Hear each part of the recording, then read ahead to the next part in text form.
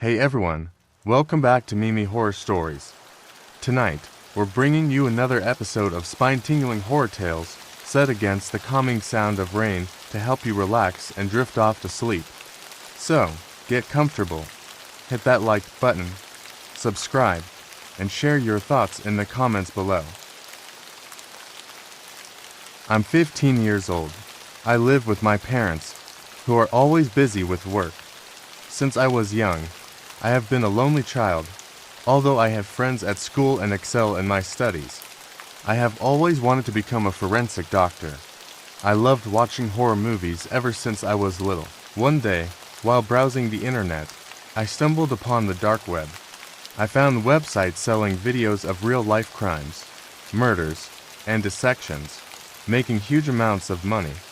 The idea fascinated me, and I decided to make money this way. I started looking for people who could commit these crimes for money. I found a desperate person on the regular internet, someone who seemed in need of money. I told him I would give him $100,000 if he did what I asked.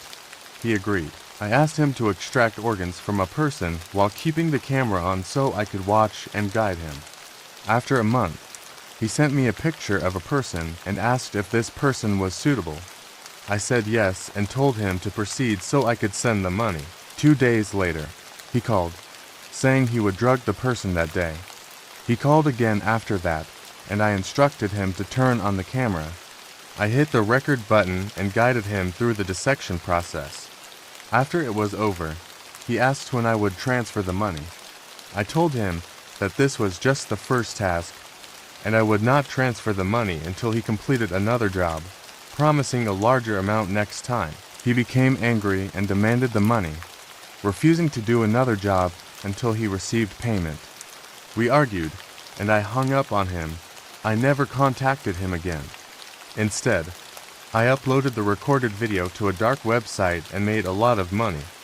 I was thrilled and started looking for other people to do the same thing, never paying them, but choosing victims from different countries. I sold these horrific videos on the dark web. One day, someone lured a child and dissected him while I recorded everything via phone. This person killed the child in his own home.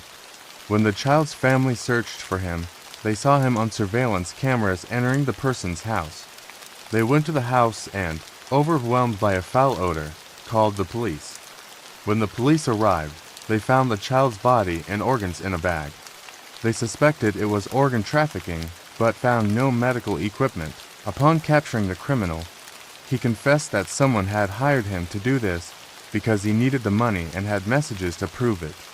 When they tracked down the phone owner, they found a 15-year-old boy, me. I confessed to everything. Now, I feel deep regret as my life is over. My parents feel immense guilt for neglecting me, leading me to become a criminal. I was always cautious, or at least I thought I was, but one night, everything changed. It was late, and I had been out with friends, celebrating a promotion at work. I decided to take a shortcut through an alleyway I had used many times before. That was my first mistake. I don't remember much about the attack. It happened so quickly. One moment I was walking, the next I felt a sharp pain at the back of my head, and everything went black. When I regained consciousness, I was in a dimly lit room that smelled of antiseptic and something else I couldn't quite place. I tried to move, but my arms and legs were restrained. Panic set in. I struggled against the restraints, shouting for help, but there was no response. Hours, maybe even days, passed in a blur of fear and confusion. I was given food and water, but no explanations. Then one day, they came, men in surgical masks and scrubs. They didn't say a word as they prepared instruments, their faces obscured by masks and shadows. I begged them to let me go, promising anything and everything, but they remained silent. I felt a prick on my arm, and soon, the world started to fade again. The last thing I remember, before losing consciousness, was the cold, clinical look in their eyes. When I woke up, I was in a bathtub filled with ice. My body ached all over, and I felt an intense pain in my lower back. I looked down and saw a crude, stitched up incision on my side. It took a moment to process what had happened. My kidney was gone. They had taken it. I managed to pull myself out of the tub and stumble into the street, where a passerby saw me and called for help. I was rushed to the hospital, and the doctors confirmed what I feared. I was the victim of an organ trafficking operation, likely orchestrated through the dark web. The police took my statement, but I knew the chances of finding the perpetrators were slim. They operate in the shadows, hidden behind layers of anonymity and encrypted networks. I was lucky to be alive, they said. Many others weren't as fortunate. The physical wounds healed, but the psychological scars remained. I still can't walk through that alleyway, or any dark place, without feeling a wave of terror. I lost more than just a kidney that night. I lost my sense of security, my trust in the world. And that, I fear, is something I'll never get back. I never expected that clicking on that link would lead me into a world of perpetual horror. It all started innocently enough curiosity sparked by tales of forbidden sights and hidden truths. Little did I know I was on the verge of descending into an endless nightmare. It began with a rumor circulating among tech-savvy friends, a rumor about a website known only as the Shadow Network. They spoke of it in hushed tones, as if uttering its name would summon something malevolent into our lives. With a mix of curiosity and misguided bravery, I fired up my browser one dark night. The site greeted me with a simple and stark interface, black background, a single chat window populated with faceless avatars, each more unsettling than the last. These were no ordinary chat rooms. They were labyrinths of corruption and darkness, where anonymity bred malevolence. People spoke in cryptic language, sharing stories of horror that seemed all too real to be mere fiction. I watched as a silent observer in this digital torment until one message caught my eye. It was a simple question: what are you willing to sacrifice for the truth? My curious and reckless nature, fueled by a false sense of heroism, led me through a door into my personal hell. Days turned into weeks as I delved deeper into the Shadow Network. Each night brought a new revelation, each click drawing me closer to a pit from which there seemed no escape. It appeared the users, if they could be called that, knew things about me, things I had never shared online. It was as if they could peer through the screen into my soul. Then came strange emails at unexpected hours, filled with vague warnings and encrypted threats. They knew my fears, my desires, my most mysterious secrets. Panic set in when I realized I was not in control. There was someone or something pulling the strings, orchestrating a symphony of terror where I was the unwitting maestro. I tried to disconnect, to sever ties with the Shadow Network, but it was futile. The more I resisted, the tighter their grip became.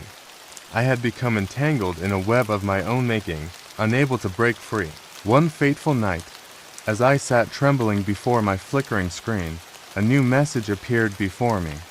It was a video, high definition yet slightly distorted, but undeniably real. A looming figure emerged from the shadows outside my window, a silent presence speaking volumes without words. The accompanying message was chillingly simple: "We see you." That was the turning point. I knew then I had to fight back, reclaim my life from the darkness that had engulfed it. With the help of trusted allies, hackers who believed in justice more than concealment, we launched a counterattack. Together, we unraveled the web of deceit that ensnared me. We traced the digital breadcrumbs to their source, unmasking the faces behind the avatars. What we uncovered shook me to the core, a network of individuals thriving on fear and anonymity, preying on the innocent without remorse. But with every strand of the web we severed, doubts lingered on the horizon. On quiet evenings, I received a new message. This time, there were no videos or threats, just a picture of my place, my home, with a chilling message scrawled in an eerie script: "Shadows never die." When I glanced back at the window, I couldn't believe what I saw. The sun was on the brink of rising, its first rays slowly creeping into my room. The final message dissolved in the morning light, but the fear it left behind did not fade. My heart raced at an astonishing speed, my mind grappling between reality and nightmares. Were they really watching me? Was everything I did during those weeks fully exposed? There were no answers, just suspicion and creeping fear in every fiber of my being. As I gathered my courage to leave my room, I heard a strange noise behind me. I spun around quickly, but saw nothing. The room remained quiet, yet the doubt cast in my heart was a painful noise echoing in my ears. When I finally decided to leave the house, I found something horrific in the backyard. It was the lifeless body of my beloved dog, thrown on the ground. His neck was broken, his face bearing signs of torment.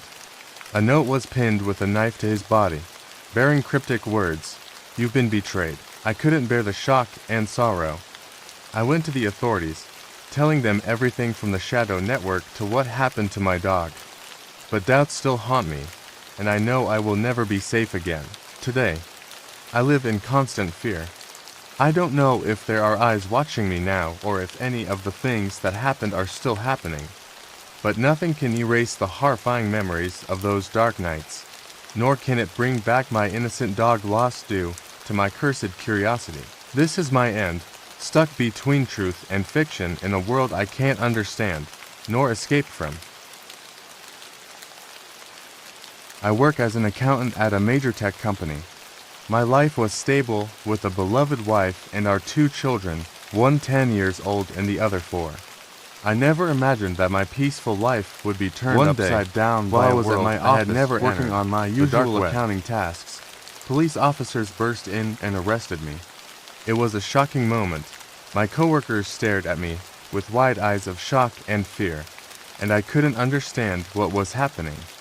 The officer yelled as he grabbed me, "You are under arrest for being part of a criminal gang."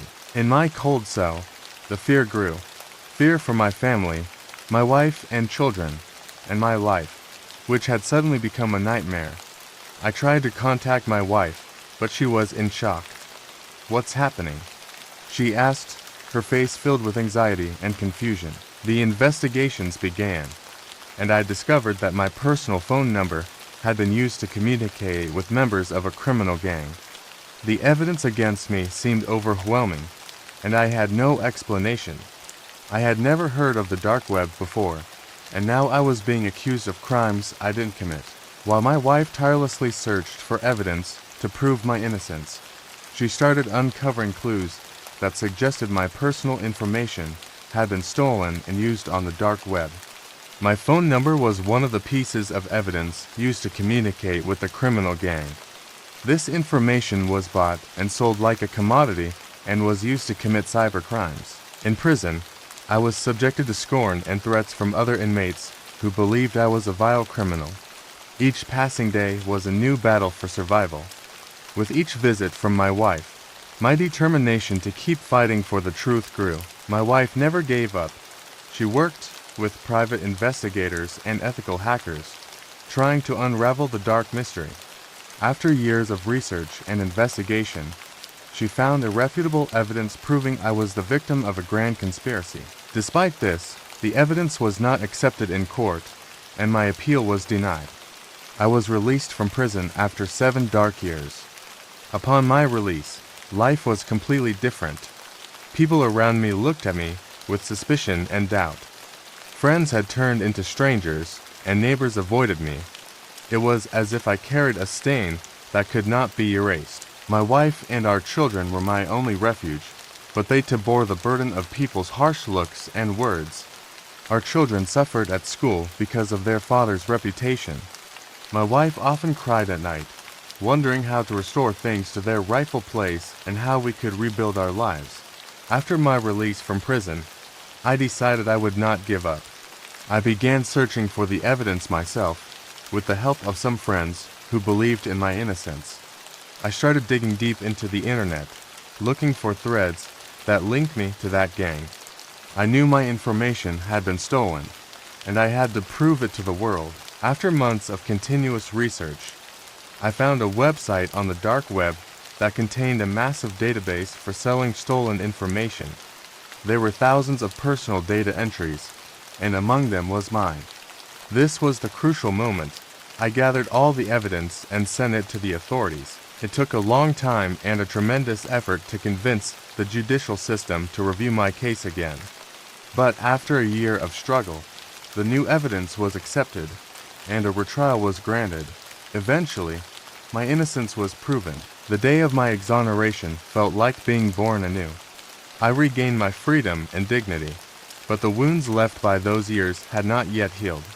Returning home, I found my children had grown up without me. My wife had been the backbone of the family, keeping hope and faith in my innocence. We shared moments of joy and recovery together, but they were always shadows, reminding me of the dark days I had lived through. Particularly the dark corners of the internet. One night, I found myself deep within a labyrinth of links, eventually landing on a dark web forum. It was filled with conspiracy theories, unsettling images, and cryptic discussions. One thread stood out: the human experiments. The post described bizarre and horrifying experiments conducted on volunteers, promising them large sums of money. It felt like reading a horror novel, but with a sickening undertone of reality. I decided to log off, feeling a mix of fear and curiosity. The next day, an anonymous email appeared in my inbox. It contained a single line: "Do you want to see it for yourself?" Attached was a link. I hesitated, but curiosity won. I clicked the link, and it led me to a live stream. The screen was initially dark, but soon flickered to life. A woman was strapped to a metal table in a sterile, dimly lit room. Her eyes were wide with terror. Men in lab coats and masks surrounded her, their faces obscured.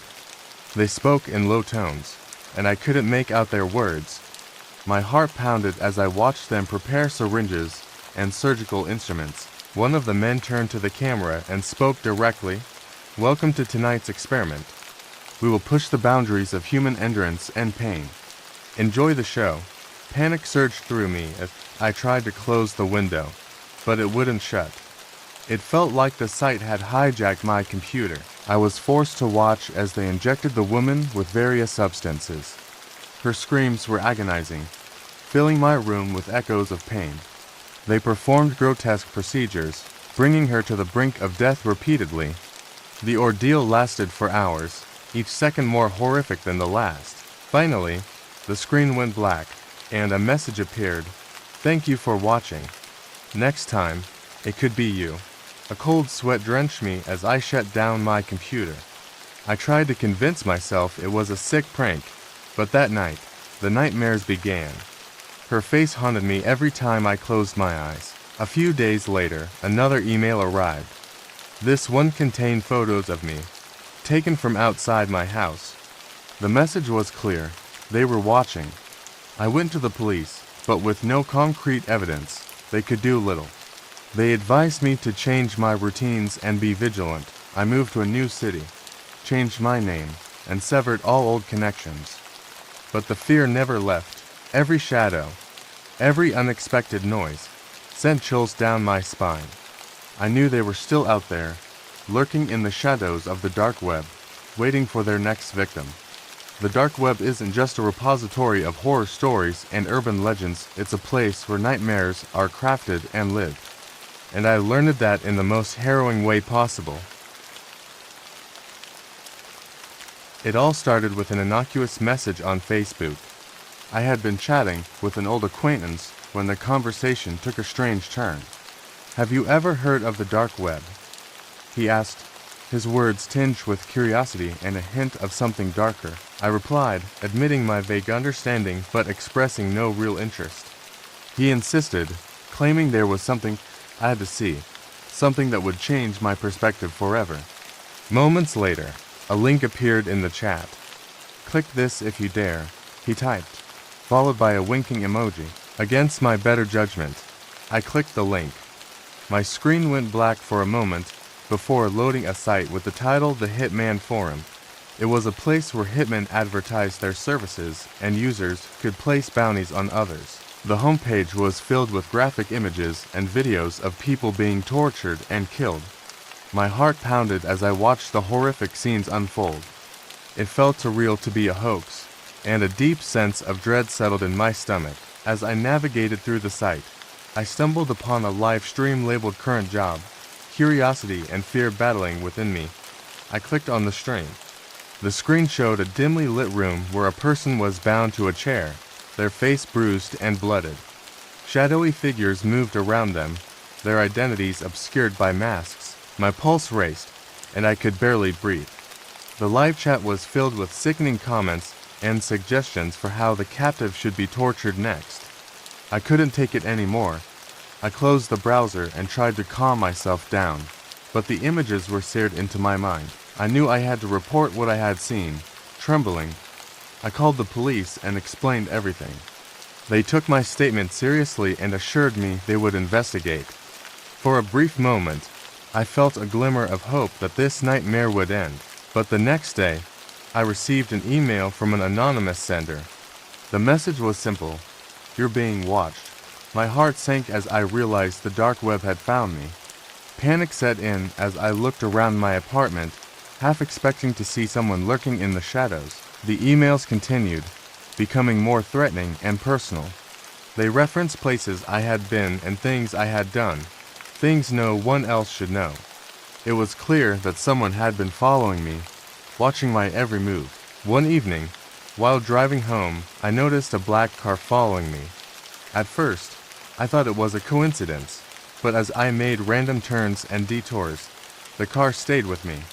My heart raced as I pulled into my driveway and hurried inside, locking all the doors behind me. The next email contained a photo of me taken just moments before I entered my house. The message read, "You're next." My blood ran cold. I realized that someone from the forum had put a hit out on me. Desperation took hold as I called the police again, but without concrete evidence, they couldn't do much to help. I knew I had to act quickly. I packed a bag with essentials and drove to a nearby hotel, hoping to lay low while I figured out my next move. Despite my best efforts to stay hidden, the feeling of being watched never left me. A few nights later, I was awoken by a noise outside my hotel room. Before I could react, the door burst open, and masked figures stormed in. They overpowered me, dragging me out of the room and into a waiting van. I struggled and screamed, but it was no use. They had me. When I awoke, I found myself in a dimly lit, dank room. The stench of mold and rot filled the air. I was bound to a chair, my wrists and ankles tightly secured. Panic surged through me as I realized where I was, the same room from the live stream. The door creaked open, and the masked figures entered. One of them set up a camera on a tripod, pointing it directly at me. My heart pounded as I understood what was about to happen. They were going to broadcast my torture live on the dark web. The room filled with eerie silence as the camera started rolling. The figures began their work, each act of violence met with cheers and suggestions from the live chat. The pain was unbearable, but the psychological torment was even worse. Knowing that faceless, anonymous viewers were reveling in my suffering was a special kind of horror. As the hours passed, the torture escalated. I begged for mercy, but my pleas fell on deaf ears. The chat voted on what should happen next, each decision more brutal than the last. I could feel my body giving up, the will to survive fading with every agonizing moment. Finally, they delivered the killing blow.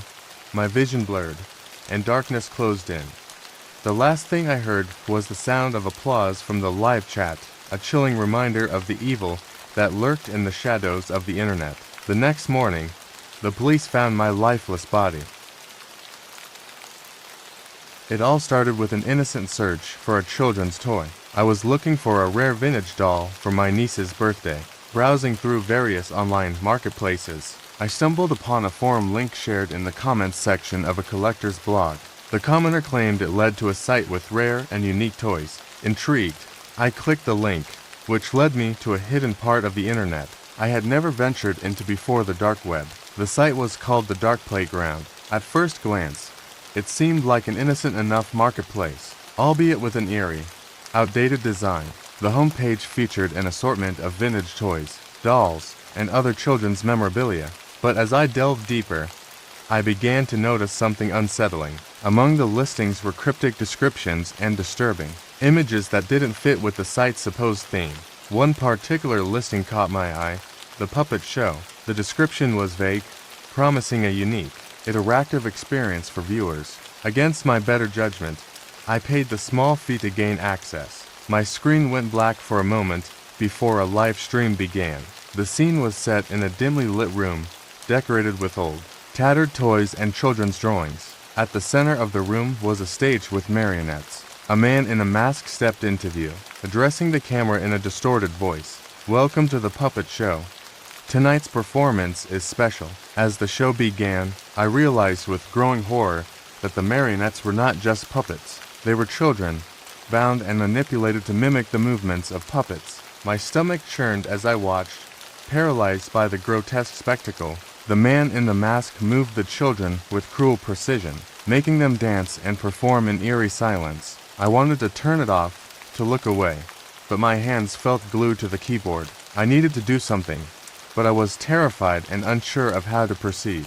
The performance continued, each movement more horrifying than the last. I could see the fear in the children's eyes, their silent pleas for help. Desperate to stop the nightmare, I finally managed to close the browser. I sat in the darkness of my room, trying to process what I had just witnessed. I knew I had to report this to the authorities, but I was also terrified that whoever was behind the dark playground would come after me. It was a dark and stormy night when I first stumbled upon the game. I was browsing a forum known for its discussions on horror stories and urban legends. Someone had posted about a game on the dark web called the Game of Survival. They claimed it was a real-life horror game where participants were hunted by an unseen entity, and the only way to win was to survive the night. The idea was absurd, but the more I read, the more intrigued I became. The poster shared a link to the game's entrance, and against my better judgment, I clicked it. The site was simple, with a single button that said, "Enter the game." I hesitated, then pressed it. My screen went black for a moment before a message appeared. "Welcome to the Game of Survival. The rules are simple. Survive until dawn. Good luck." Suddenly, I received a text message on my phone. It was from an unknown number, and it contained a GPS location and a timer counting down from 8 hours. I realized with a jolt that the game was real, and I was now a participant. Panicking, I called my best friend and explained everything. They thought it was a prank, but I convinced them to come over. Together, we decided to drive to the location, hoping to figure out what was going on. The GPS led us to an old, abandoned warehouse on the outskirts of town. As we approached, my phone buzzed again. Another message. "The game has begun. Run." My heart pounded as we heard footsteps echoing through the warehouse. We ran, hiding in the shadows, trying to stay one step ahead of whatever was hunting us. The entity was relentless, a shadowy figure that seemed to melt into the darkness, always just a step behind. Hours passed in a blur of terror. We used every trick we could think of to evade the hunter, but it was always there, just out of sight. The timer on my phone kept ticking down, a constant reminder of our dwindling chances of survival. With only minutes left, we made a desperate dash for the exit. Just as we burst through the door, the sun began to rise, bathing the warehouse in light. The figure dissolved into the shadows, and the game was over. We had survived, but our relief was short-lived. As we drove home, my phone buzzed one last time. A message from the unknown number. "Congratulations, you survived, but the game never ends." My friend and I looked at each other in horror. The game had marked us, and we were never truly safe. Everywhere we went, we felt watched, hunted. The entity was always there, lurking in the shadows, waiting for the next game to begin. My love for rare books led me to the dark web. It was said that the dark web held treasures untold for those who knew where to look, and I was in search of a particular book rumored to contain ancient, forbidden knowledge. It was called the Tome of Shadows, a book whispered about in occult circles. After weeks of searching, I found a link to an online bookstore hidden deep in the dark web. The site was called the Library of Shadows. It was an old, Gothic-style site, with a catalog of books that ranged from the mundane to the supernatural. And there it was, the Tome of Shadows, listed under the rare collections. I immediately placed an order, following the instructions for an anonymous transaction. The book arrived a week later, wrapped in brown paper and tied with a black ribbon. As I opened it, a chill ran down my spine. The pages were filled with cryptic symbols, dark rituals, and incantations in a language I couldn't decipher. That night, I decided to try one of the simpler rituals out of sheer curiosity. I followed the instructions, lighting candles and chanting the words phonetically. At first, nothing happened. Disappointed, I went to bed. I woke up in the middle of the night to find my room ice cold. Shadows moved in the corners, and a low, guttural whisper echoed around me. Panic set in as I realized I had unleashed something beyond my understanding. The shadows grew darker, coalescing into a figure at the foot of my bed. It spoke in a voice that resonated in my bones. "You have summoned me. What do you seek?" Terrified, I could barely speak. "I didn't mean to ... I was just curious ... The figure laughed, a sound that chilled my soul. "Curiosity comes with a price. Now, you must serve." Before I could react, the shadows engulfed me. I found myself in a vast, dark library, filled with books that seemed to pulse with a life of their own. The figure was there, watching me. "This is your new home," it said. "You will guard these tomes and prevent others from making the same mistake you did." Years have passed, and I am still here, trapped in the Library of Shadows. I can never leave, and I am forced to watch as others, driven by their curiosity, fall into the same trap. My only solace is that I can warn them, but few listen, just as I didn't. The atmosphere in the library was oppressive. The walls seemed to close in on me, and every breath felt heavy with the weight of unseen eyes. The worst part was the whispers. They started softly, almost imperceptible, but grew louder with each passing day. They spoke in languages I didn't understand, but their tone was clear.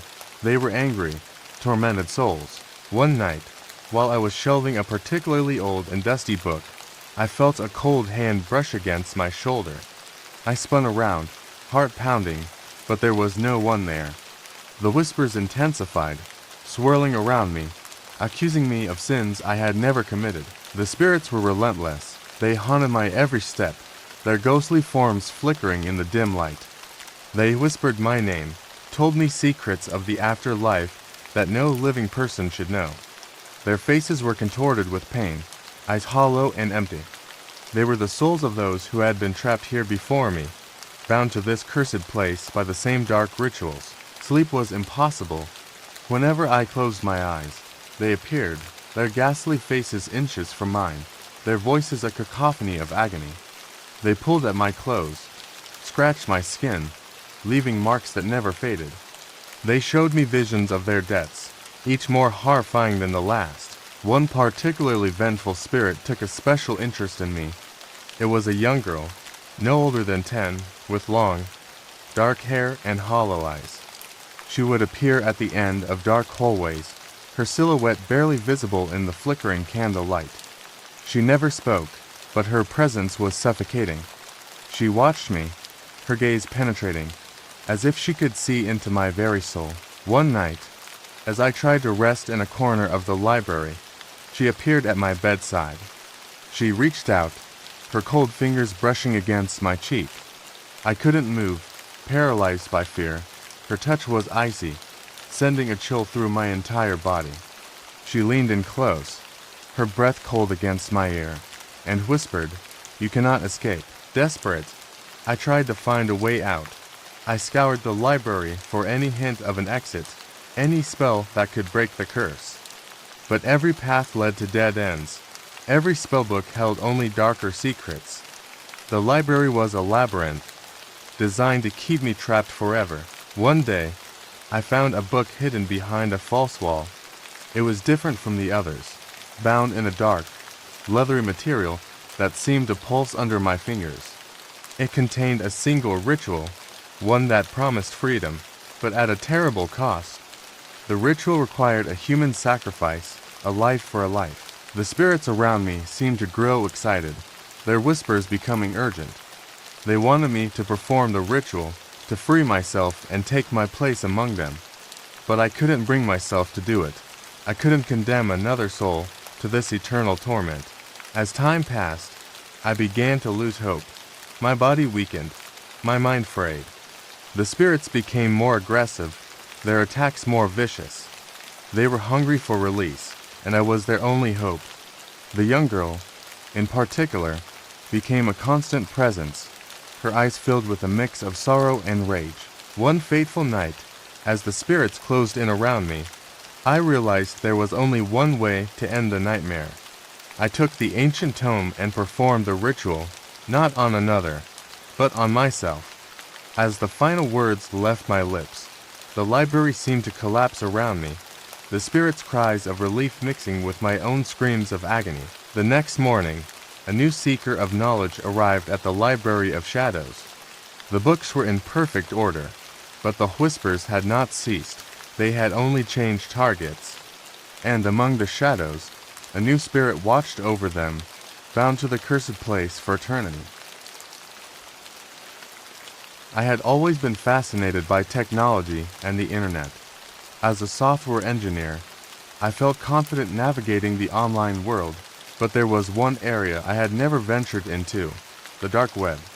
That changed one evening when a friend of mine, who is deeply into tech, started sharing stories about the dark web. The stories ranged from illegal activities to hidden forums and rare books. My curiosity was piqued. I decided to explore it myself, believing I could handle anything the internet threw at me. I installed the necessary browser and began my journey. I spent hours that night clicking through various sites, mostly finding forums and marketplaces. One site in particular caught my eye, a hacking forum called Shadownet. It was filled with discussions on various cyber activities, from ethical hacking to more sinister endeavors. I wasn't interested in the illegal stuff. I just wanted to see what people talked about. However, as I read through the threads, I noticed a post about a hacking challenge. The prize was a significant amount of cryptocurrency. The challenge seemed simple enough: crack a specific encrypted file within a week. Excited by the prospect of a challenge and the potential reward, I decided to give it a try. I spent the next few days obsessively working on the file, using all my skills and resources. Finally, I cracked it. Proud of my achievement, I posted my solution on the forum and waited for my prize. The next day, my laptop screen froze, then went black. When it restarted, a message appeared: "You've proven your skills. Welcome to the next level." Confused and slightly alarmed, I tried to close the browser, but it wouldn't respond. The message continued: "You are now part of Shadownet. There's no leaving." Panicking, I unplugged my laptop and decided to forget about the dark web. However, my troubles were just beginning. The following morning, I received an email from an unknown address. The subject line read, "Welcome to Shadownet." The email contained my personal details, address, phone number, and even private conversations. Frightened, I immediately contacted my tech-savvy friend, who suggested we meet at a local cafe. He examined my laptop and found a sophisticated malware embedded deep within the system. It was monitoring everything I did and had probably been installed when I participated in the hacking challenge. My friend helped me clean my laptop and advised me to change all my passwords and monitor my bank accounts. As a journalist, I've always been drawn to uncovering hidden truths, but this story was different.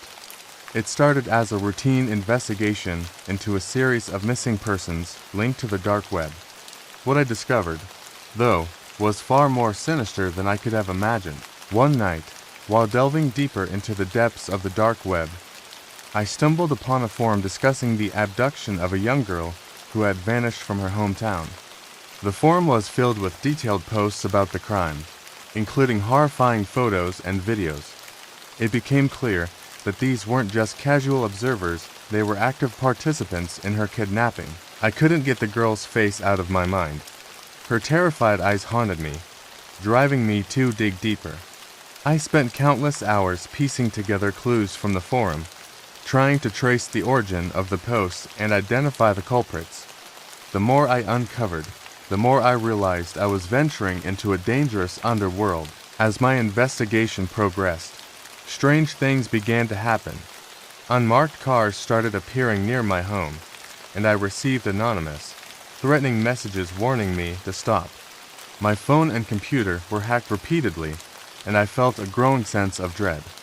Every sound in my house seemed amplified, every shadow a potential threat.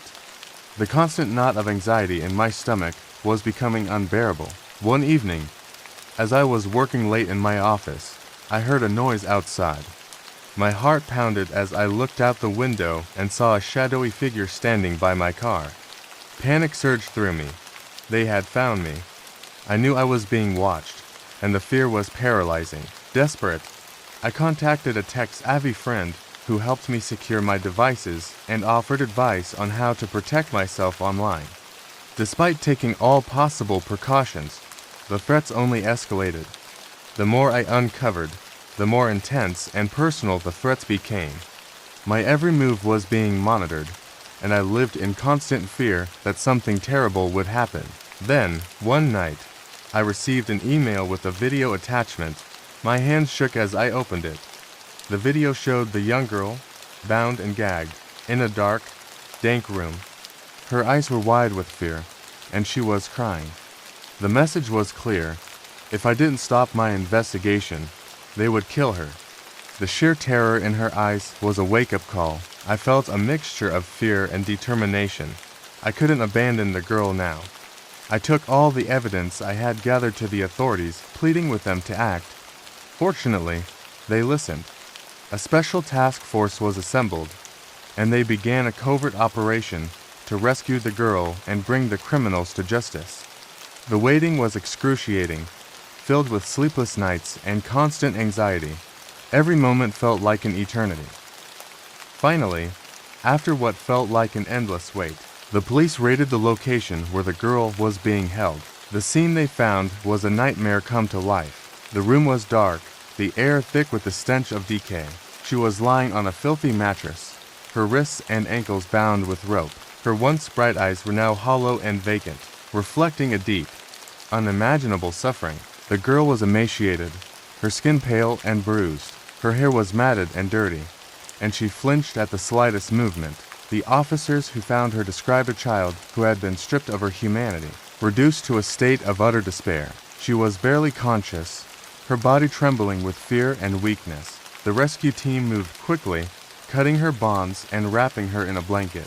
She whimpered softly, too traumatized to comprehend that her ordeal was over. They rushed her to the hospital, where doctors immediately began treating her physical wounds. But it was clear that the psychological damage would take much longer to heal. When I visited her in the hospital, the sight of her shattered me. She lay in the bed, staring blankly at the ceiling. Her eyes, once filled with life, were now empty and distant. She barely spoke, and when she did, her voice was a faint, broken whisper. The horror she had endured had left deep, indelible scars on her soul. It was supposed to be a peaceful drive, a break from the monotony of city life. I took a route that promised solitude, away from the buzzing streets and constant noise. As the sun dipped below the horizon, I felt a growing sense of isolation. The highway stretched endlessly, bordered by nothing but dark fields and the occasional twisted tree. The desolate landscape was oddly mesmerizing, but as the twilight deepened, a creeping sense of unease began to gnaw at me. The emptiness was almost oppressive. I hadn't seen another vehicle in hours, and the silence was punctuated only by the hum of my engine and the rhythmic thud of my tires on the pavement. Then, out of the corner of my eye, I saw him, a figure standing by the roadside. At first, he was just a silhouette against the fading light. As I drew closer, I slowed down, my curiosity piqued despite a growing sense of dread. The figure stood still, his face obscured by shadows, and he didn't move as I approached. His presence felt unnervingly static, like something out of a nightmare. I glimpsed his eyes briefly dark, hollow pits that seemed to absorb the light. A shiver ran down my spine. My instincts screamed at me to keep moving, so I pressed the accelerator and sped away, eager to distance myself from the unsettling figure. The road ahead was dark, and the sense of isolation deepened. The road twisted and turned, the darkness deepening around me. My headlights cut through the gloom, revealing nothing but the endless stretch of asphalt. My thoughts kept drifting back to the figure by the roadside. What had he wanted? Why had he been standing there, motionless? Suddenly, in the distance, I saw headlights approaching. Relief surged through me at the sight of another vehicle. But, as it drew closer, I felt a rising panic. The car was the same make and model as mine, its headlights mirroring my own. My initial relief turned to dread as I realized the car was following me. Maintaining a steady distance, I tightened my grip on the steering wheel, my knuckles white with tension. The car seemed to be pacing me, its headlights a constant presence in my rearview mirror. The rhythmic thud of my tires felt like a heartbeat, echoing the growing sense of anxiety in my chest. The isolation of the road was suddenly oppressive, and I felt a chill of fear that I couldn't shake. Desperation clawed at me. I had to get away from this eerie shadow, this relentless pursuit. I decided to take a sharp turn onto a side road, hoping the twisting, narrow path would offer me an escape from my unwelcome follower. The side road was rough and overgrown, the branches scraping against the sides of my car like skeletal fingers. I drove as fast as I could, the engine roaring in protest as I navigated the uneven terrain. My headlights pierced the darkness, but the car behind me was still there, its lights glaring through the rearview mirror. The road seemed endless, winding through the dense trees and heavy underbrush. My heart raced, and I could feel the sweat soaking my palms. I kept glancing back, hoping to see the other car falling behind, but it remained a relentless shadow in my rearview mirror. Ahead, I spotted an old, dilapidated farmhouse. It loomed out of the darkness, its silhouette a dark mass against the night sky. With no other options, I decided to pull into the farmhouse's driveway, hoping to lose the car behind me and find some respite. The gravel crunched under my tires as I skidded to a halt, and I quickly turned off the engine, listening for any sign of the pursuing car. The farmhouse was a haunting sight: broken windows, a sagging roof, and an air of abandonment that seemed almost tangible. I felt a shiver of apprehension as I stepped out of my car, the cold night air biting into my skin. The pursuing car had followed me into the driveway and stopped behind mine, its headlights casting eerie shadows across the front of the house. I approached the front door of the farmhouse, hoping to find some shelter or a way to signal for help. The door creaked open slowly, revealing a dark, musty interior. The air inside was thick with dust and decay, and the faint smell of mildew hung in the air. I hesitated, my fear intensifying with every passing second. As I stepped inside, the floorboards groaned under my weight. The darkness was nearly absolute, broken only by the faint glow of my phone's flashlight. I could hear the sound of my own breathing, ragged and loud in the oppressive silence. I moved cautiously, every creak of the floorboards magnified in the stillness. The farmhouse was a maze of rotting furniture and cobweb-covered corners. I explored the ground floor, looking for anything that could help me understand what was happening or how I could escape. The old fireplace was cold and empty, its once warm hearth now a grim reminder of the place's desolation. As I made my way through the kitchen, I heard the faintest sound: a shuffle of footsteps on the gravel outside. My heart skipped a beat. The feeling of being watched returned, stronger than ever. I peered through a cracked window, trying to see what was happening outside. The other car's headlights had gone out, but I could see a shadowy figure moving around the outside of the house. It was the same figure from the roadside, now moving with a deliberate slowness. My fear turned to terror as I realized that this figure was not just a random stranger, but something far more sinister. The footsteps grew louder, coming closer to the house. I felt a surge of panic and decided to find a way to confront the figure or escape if necessary.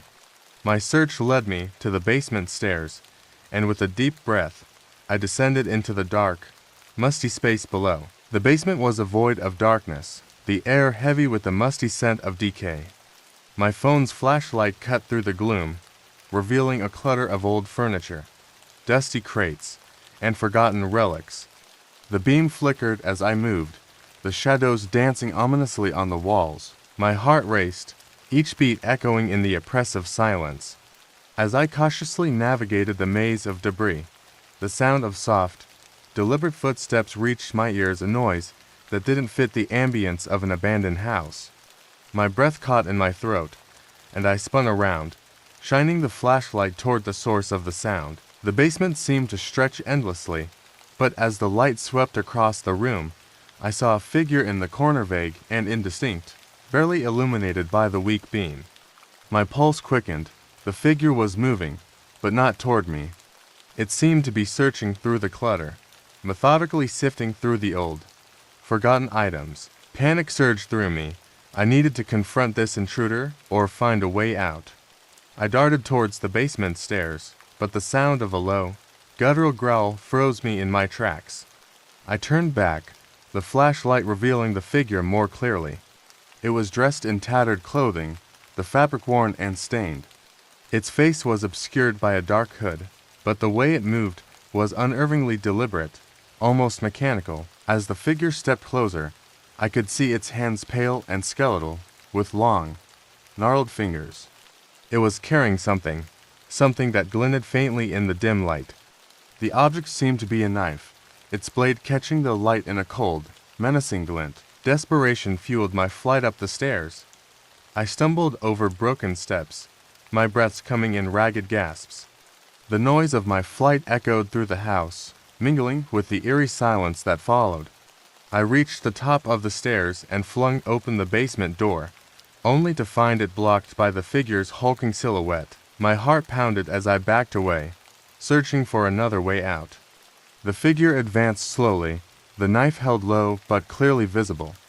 My eyes darted around the room, desperate for any possible escape route.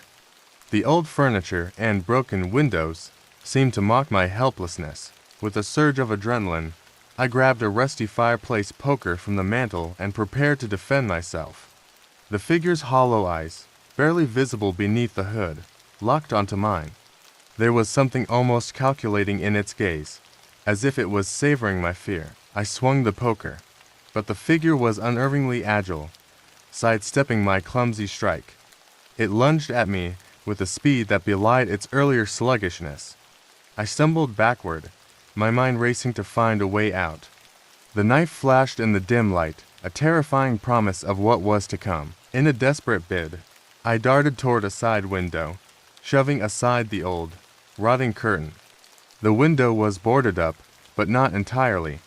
I managed to pry a few boards loose and force my way through, my clothes ripping as I squeezed through the narrow opening. I tumbled out into the cold night air, gasping for breath. The farmhouse was behind me, and the dark figure was nowhere in sight. I stumbled away from the house, my heart racing with fear and exhaustion. The night was still, and the only sound was the distant rustle of leaves and the pounding of my own heartbeat. As I looked back, the farmhouse stood in silent darkness, a grim reminder of the terror I had just escaped. The figure was gone, but the fear it had instilled in me would linger long after. I knew I would never forget the chilling encounter or the relentless pursuit that had led me to that horrifying confrontation. Shivering in the cold night air, I stumbled away from the farmhouse, my mind reeling from the terror had just escaped. My heart pounded in my chest, and every shadow seemed to hide another lurking danger. The farmhouse, now a dark silhouette against the sky, was a grim reminder of the horror that had unfolded within its walls. The narrow, winding path I had taken led me through the thick underbrush. Branches clawed at my clothes and face, adding to the sense of entrapment and fear.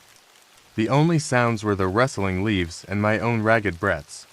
I couldn't shake the feeling of being followed, of something or someone lurking just beyond my sight. As I moved forward, the oppressive silence was broken by the sound of distant footsteps. Panic surged through me as I quickened my pace, my legs trembling with exhaustion.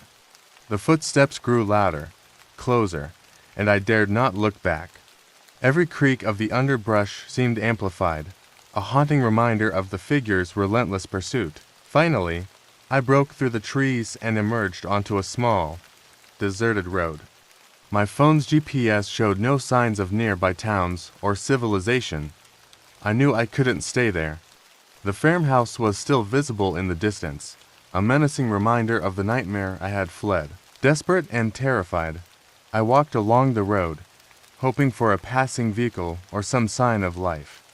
The night seemed endless, and my fear was compounded by the eerie silence of the countryside.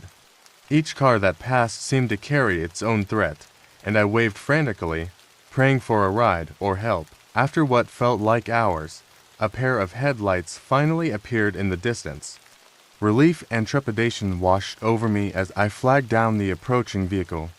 The car slowed and pulled over, and I saw the driver, a middle-aged man with a concerned expression. "Are you all right?" he asked, his voice filled with genuine worry. I nodded, barely able to speak through my fear. I quickly explained my situation, omitting some of the more disturbing details to avoid seeming irrational. The man listened attentively and offered me a ride to the nearest town. I gratefully accepted, eager to escape the darkness and the terror that had gripped me. As we drove away from the farmhouse, I glanced back, half expecting to see the figure emerging from the shadows. The road stretched ahead, illuminated by the car's headlights. The man spoke in soothing tones, trying to calm my nerves. His kindness was a small comfort in the midst of my lingering fear. But, as we drove, I couldn't shake the feeling of being watched. Every shadow seemed to hide a lurking menace, every rustle of the trees a potential threat. The farmhouse receded into the distance, but the terror it had instilled in me felt like an unshakable shadow. By the time we reached the nearest town, the first light of dawn was breaking over the horizon. Exhausted and shaken, I thanked the driver and made my way to a small diner. The warmth and light inside were a welcome relief from the cold, dark night. As I recounted the events to the diner's owner and a few early patrons, their faces reflected a mixture of concern and disbelief. They listened attentively, but I could see the skepticism in their eyes. I had expected this. My story was strange, and the fear I had experienced seemed almost too surreal to be believed. The hours passed slowly. I tried to collect my thoughts and regain some semblance of normalcy. But as I sat there, a nagging question lingered in my mind. Why had the figure targeted me? What was its purpose? The answers eluded me, and I felt a growing sense of unease. It was then that I noticed something chilling, a newspaper article pinned to the wall, detailing a series of disappearances in the region. The dates and descriptions matched the timeline of my encounter. The article mentioned a mysterious figure seen near the sites of these disappearances. My blood ran cold as I realized that the horror I had experienced was part of a larger, more sinister pattern. The realization hit me like a thunderclap. The figure that had pursued me, the fear that had gripped my every moment, it was not just a random encounter, but part of a disturbing trend. The desolation I had felt was not just an eerie setting, but a prelude to something far more frightening. The nightmare was far from over, and the unsettling truth left me with a profound sense of dread and unanswered questions. I had always loved exploring abandoned places, driven by a mix of curiosity and the thrill of the unknown. When I stumbled upon an old, decrepit mansion online, located deep in the countryside, it seemed like the perfect next adventure. The mansion was rumored to be a once grand estate now overrun by nature, a haunting relic of the past. The address led me to a remote area, far from any nearby towns. The drive was long and unnerving, with every turn taking me deeper into the heart of the wilderness. As dusk settled, the mansion finally came into view, a dark silhouette against the fading light. It was even more imposing in person, a three-story behemoth of crumbling brick and rotting wood, its windows like dark, vacant eyes staring out into the encroaching night. I parked my car on the overgrown driveway and approached the mansion. The front steps were cracked and uneven, and the heavy wooden door hung askew on its hinges. Despite the ominous aura, I felt a rush of excitement as I pushed open the door and stepped inside. The interior was just as I had imagined, dusty, filled with cobwebs, and bathed in a dim, eerie light from the few remaining slivers of sunlight filtering through the grime-covered windows. The air was thick with the scent of mildew and decay.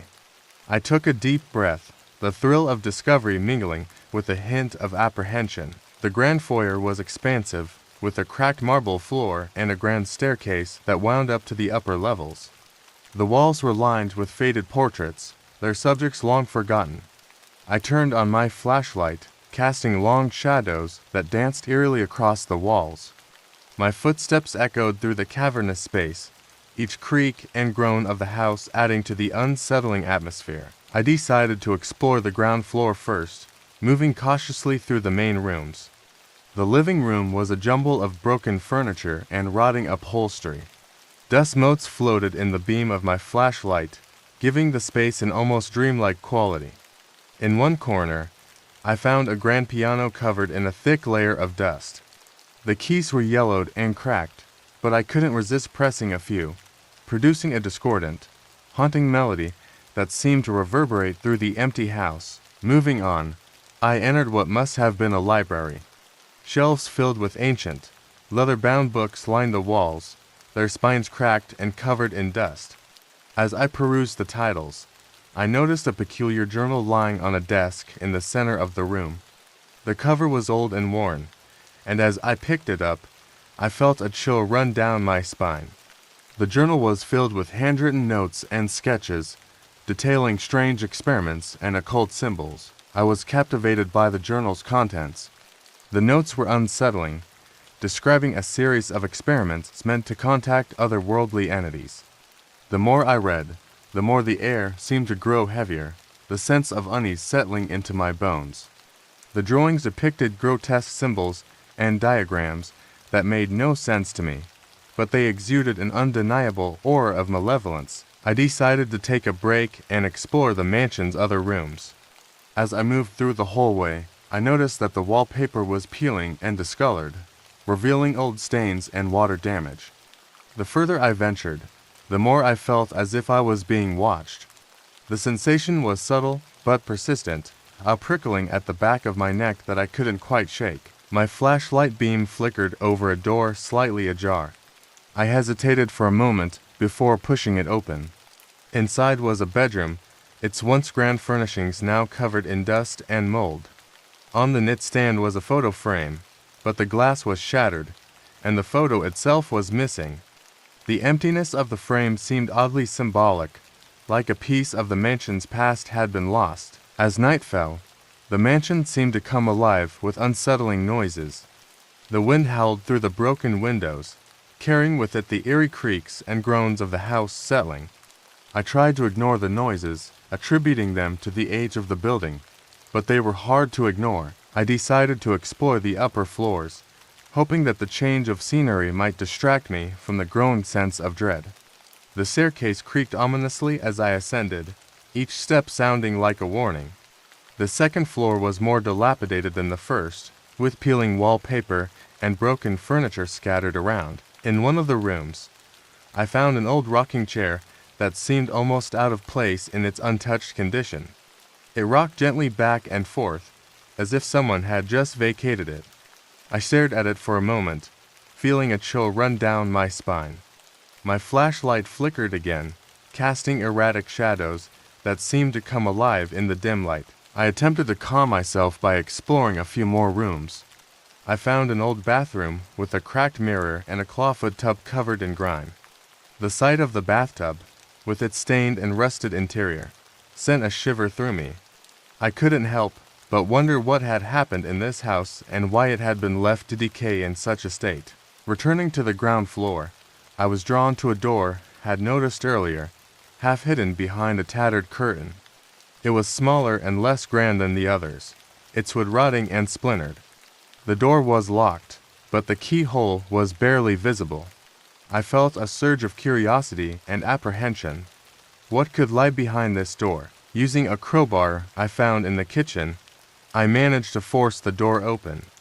It groaned and creaked, revealing a narrow staircase descending into darkness. My flashlight's beam barely penetrated the void, making it impossible to see what awaited below. Despite my fear, I felt compelled to explore further. With a deep breath, I descended the stairs. The basement was colder and more damp than the rest of the house, and the air smelled of mildew and rot. My footsteps echoed ominously in the narrow space. I shone my flashlight around, revealing old crates, broken furniture, and piles of debris. As I moved deeper into the basement, I noticed something strange. A series of symbols etched into the floor, partially obscured by dust and grime. The symbols matched some of those from the journal I had found earlier. My heart raced as I realized that this place might have been used for some of the experiments described in the notes. As I continued exploring the basement, my flashlight illuminated a large wooden chest in the corner of the room. It was bound with heavy iron straps, and the lock was rusted and old. The chest was covered in dust, and the air around it felt strangely heavy. With a sense of trepidation, I managed to pry open the lock using the crowbar. The lid creaked as it opened, revealing a pile of old, yellowed documents and strange artifacts. The documents were handwritten and appeared to be accounts of rituals and ceremonies. Among them were photographs of people, their faces blurred and distorted, as if deliberately obscured. I picked up one of the photographs, my hands shaking. The faces in the photo were indistinguishable, but the expressions were eerily similar, fearful, desperate. There were also small, strange objects in the chest, what looked like talismans and amulets, their purpose unclear, but their presence unsettling. A sudden noise behind me made me jump. I spun around, my flashlight beam cutting through the darkness. The basement seemed to stretch into an endless void, and the unsettling feeling of being watched grew stronger.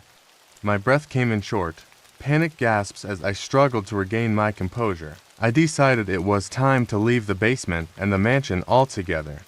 The sense of dread was overwhelming, and I felt a deep, primal fear that I couldn't ignore. As I turned to head back upstairs, I heard a sound that made my blood run cold, a low, guttural growl coming from somewhere in the darkness. The growl was followed by the sound of something scraping against the floor. My flashlight flickered wildly as I hurried up the stairs, the sensation of being pursued intensifying with each step. The sound grew louder, closer, as if whatever was down there was following me. I reached the top of the stairs, my heart pounding in my chest. I glanced back down the stairs, but the darkness was impenetrable. The growling had stopped, but the air felt charged with a palpable menace. I stumbled back into the main hall, my nerves frayed and my mind racing. The mansion seemed even more menacing now. The shadows seemed to move of their own accord, and every creak of the floorboards sounded like footsteps. I grabbed my backpack and headed for the front door, eager to escape the oppressive atmosphere of the mansion. As I reached the front door, I found it wouldn't budge. The handle was stuck, and no amount of force would open it. Panic surged through me. I was trapped. The sounds of the growling and scraping had stopped, but the fear remained. I tried to calm myself and think rationally. There had to be another way out. I remembered the small door in the hallway, the one I had seen earlier but hadn't explored. I dashed back to it, my footsteps echoing loudly in the emptiness. The door was slightly ajar now, and I pushed it open with trembling hands. Beyond it was a narrow hallway, barely wide enough for me to squeeze through. I hesitated for a moment before entering, the oppressive air seeming to close in around me. The hallway led to a small, cluttered room filled with old, broken furniture and more dust-covered relics. At first, it seemed like just another forgotten space, but something caught my eye: a heavy metal door in the corner. Its surface rusted and scarred. With a deep breath, I approached the door. It was locked, but the keyhole was visible. I searched the room frantically for anything that might help me open it, eventually finding an old key hidden in a drawer. The key turned with a rusty groan, and the door creaked open. What lay behind it was both fascinating and horrifying. The room was a makeshift laboratory, filled with old, strange equipment and jars containing eerie, preserved specimens. The walls were covered in diagrams and notes, the same symbols I had seen in the basement. I scanned the room, feeling an overwhelming sense of dread. On a table in the center was a large book, bound in dark leather and adorned with cryptic symbols. As I reached for it, I noticed a large mirror on the opposite wall. The reflection seemed distorted, and for a moment, I thought I saw a shadow moving behind me. I turned around quickly, but the room was empty.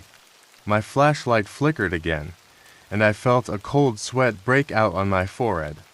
The book was open to a page detailing a ritual that involved summoning entities from beyond. My heart raced as I realized that the mansion had been used for dark, arcane purposes. The mirror continued to disturb me. Its surface was covered in grime, but it was still functional.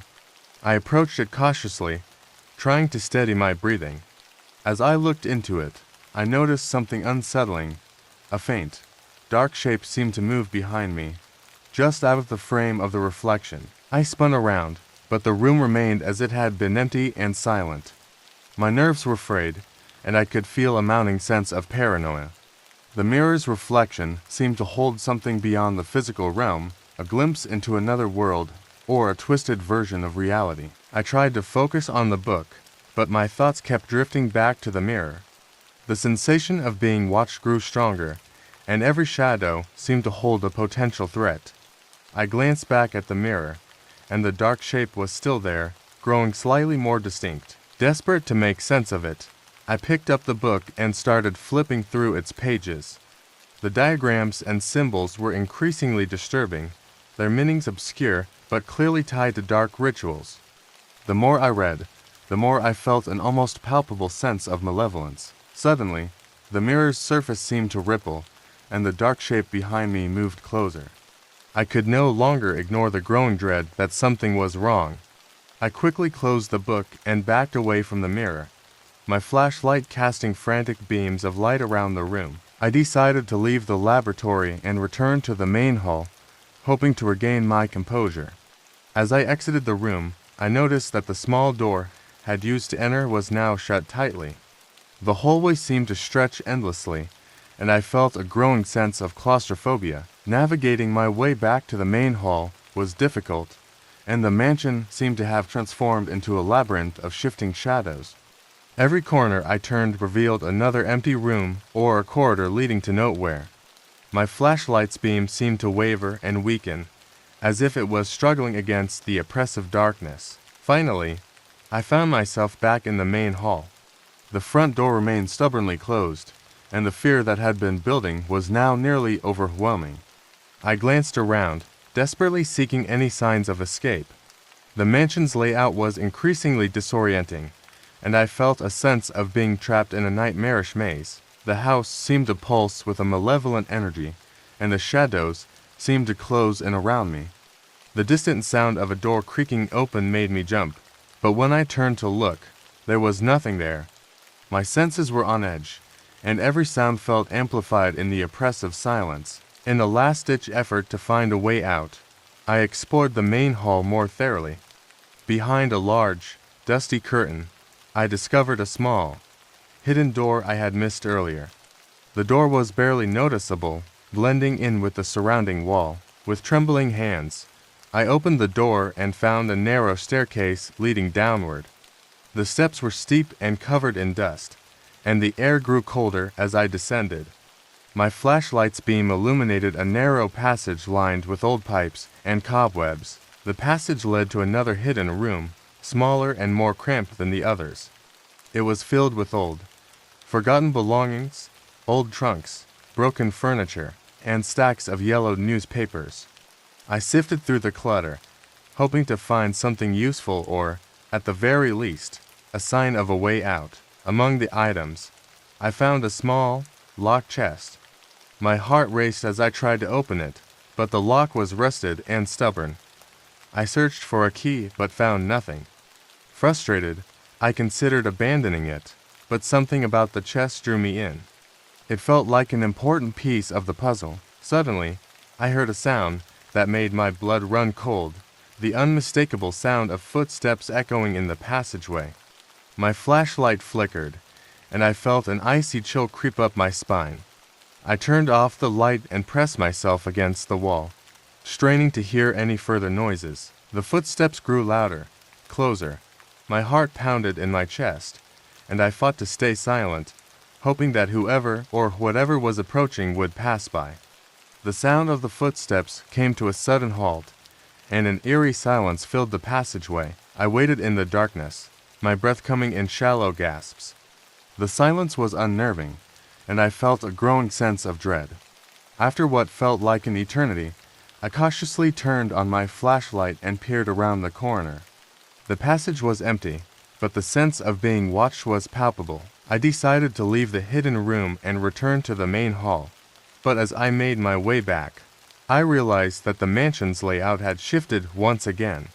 The passage seemed to stretch endlessly, and every turn led me deeper into the darkness. As I wandered through the mansion, I stumbled upon a door I hadn't noticed before. It was smaller and more ornate than the others, with intricate carvings that seemed to depict scenes of ritualistic ceremonies. My heart skipped a beat as I reached for the handle, which turned with a rusty groan. The room inside was dimly lit by a single, flickering bulb hanging from the ceiling.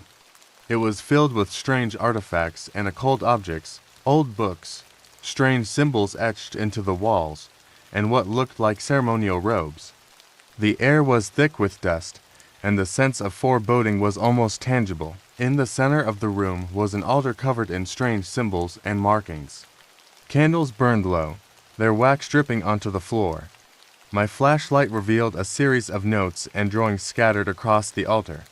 The drawings were disturbing, depicting grotesque creatures and rituals designed to summon dark forces. The more I explored, the more I felt the oppressive weight of the room. The atmosphere was charged with a dark energy, and I could almost hear the faint whispers of long-forgotten incantations. The sense of being watched grew stronger, and I felt a growing sense of panic. I discovered a hidden compartment beneath the altar, containing a set of old, leather-bound journals. The journals were filled with meticulous notes about the experiments conducted in the mansion. They described ritualistic practices and the summoning of entities from other realms.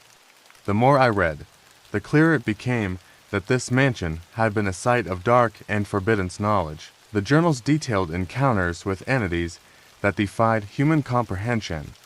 The descriptions were chilling, filled with accounts of people going mad or disappearing under mysterious circumstances. The fear that gripped me was now a tangible, almost physical presence. I found a particularly disturbing entry that mentioned a ritual intended to merge the physical and supernatural realms. The description was vague, but suggested that something was meant to be summoned or trapped within the mansion. The realization that this place was not just a relic of the past, but a site of ongoing malevolent activity filled me with terror. As I continued to read, I heard the sound of footsteps again, this time much closer. My flashlight flickered and died, plunging me into darkness. I fumbled with the batteries, my heart racing as I tried to stay calm. The footsteps grew louder, and I could feel the oppressive weight of something malevolent approaching. In the pitch black, every creak of the floorboards and whisper of the wind seemed amplified. The footsteps moved with purpose, their rhythm echoing in the confined space. I felt a cold draft, and a sudden chill ran down my spine. I finally managed to get my flashlight working again, and the beam cut through the darkness. What I saw made my blood run cold. A shadowy figure stood in the doorway, its outline barely discernible, but radiating a palpable aura of menace. The figure was tall and shrouded in darkness, its presence seeming to absorb the light around it. I could feel its gaze piercing through me, and the air grew colder. My instinct screamed at me to run, but my legs felt like lead. I backed away slowly, trying to make sense of the apparition before me. The figure remained still, watching me with an almost sentient malevolence. The whispers in the room seemed to grow louder, coalescing into a haunting chant that sent shivers through my entire body. Desperate to escape, I turned and fled from the room, my flashlight beam cutting a frantic path through the darkness. The mansion's labyrinth in corridors seemed to shift and stretch, making every turn a potential trap.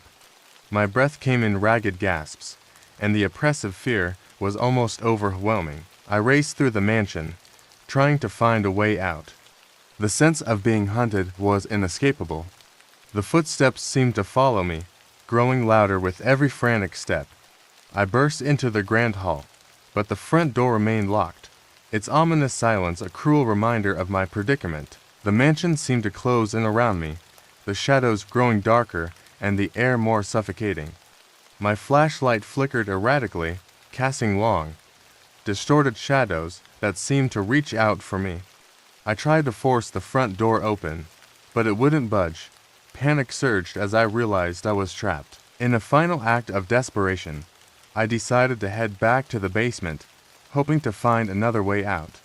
The staircase to the basement was as daunting as ever, but I had no other options. As I descended, the sense of dread grew stronger, and the cold air seemed to seep into my bones. The basement was just as I had left it, but the strange symbols on the floor seemed more menacing now. The growling noises from earlier had returned, echoing through the confined space. I could feel a presence lurking just beyond the edge of my flashlight's beam, watching and waiting. I noticed that the symbols on the floor were arranged in a pattern that matched some of the diagrams in the journal. Desperation drove me to try and understand them, hoping they might hold the key to my escape. The journal described a ritual intended to open a portal, and the symbols seemed to be part of the summoning circle. As I examined the symbols, I heard a sound that made my blood run cold, a low, guttural chant echoing through the basement. The sound seemed to emanate from the walls themselves, growing louder and more insistent. I could see shadows moving along the walls, though there was no source of light. The growling noises grew more intense, and the air seemed to crackle with dark energy. I felt a presence closing in on me, its malevolence almost palpable. The ritual described in the journal spoke of binding an entity to this world, and I feared that the mansion itself was acting as a conduit. Suddenly, the symbols on the floor began to glow with a faint, eerie light. The room was filled with a blinding flash, and I was thrown backward, hitting the cold floor with a painful thud. My flashlight went out, leaving me in complete darkness. To life, the basement was transformed. The symbols on the floor were now a vibrant, pulsating glow, casting an eerie light across the room. The air was charged with an oppressive energy, and the sense of dread was almost overwhelming. In the center of the ritual circle stood the shadowy figure I had seen earlier. It was no longer just a vague outline, it was a solid, menacing presence. Its form was shifting and writhing, as if struggling to maintain its shape. The figure seemed to be drawing power from the symbols, its dark aura growing more intense. I realized that the mansion was not just haunted, it was a gateway for something far more sinister. The rituals performed here had created a conduit between our world and an otherworldly realm.